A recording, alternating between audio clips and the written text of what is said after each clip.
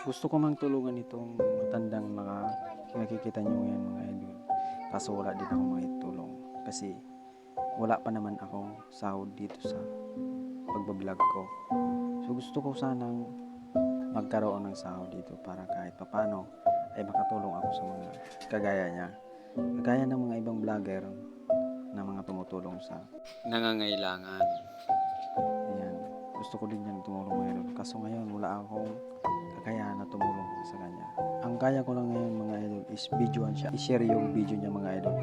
Para kung sakali kakilala sa kanya na mas malapit na vlogger sa kanya, tulungan siya mga idol na magkaroon siya ng hanap buhay na yung hindi na siya naglalakad na tanghalin dapat mga idol yun.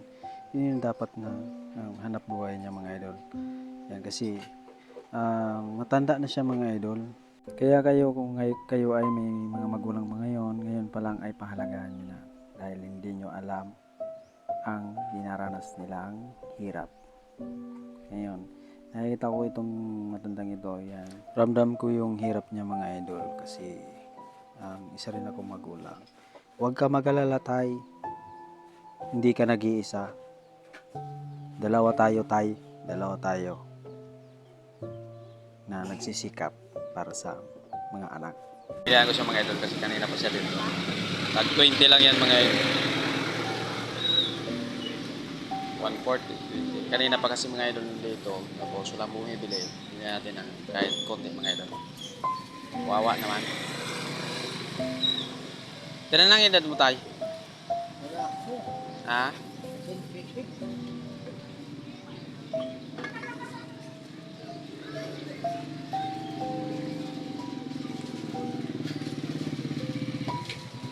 Walay ka na nagatinda dito tayo?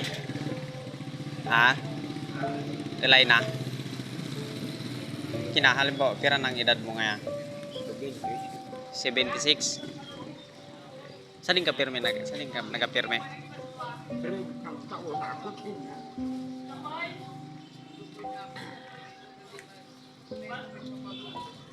Saan ka pirme na ganing ko nagatinda? Dili ka pirme nagatinda dede. Nagalibot-libot ka lang dede. Oral daw. Oral daw ka na ganing kan. Oral daw ka nagatinda.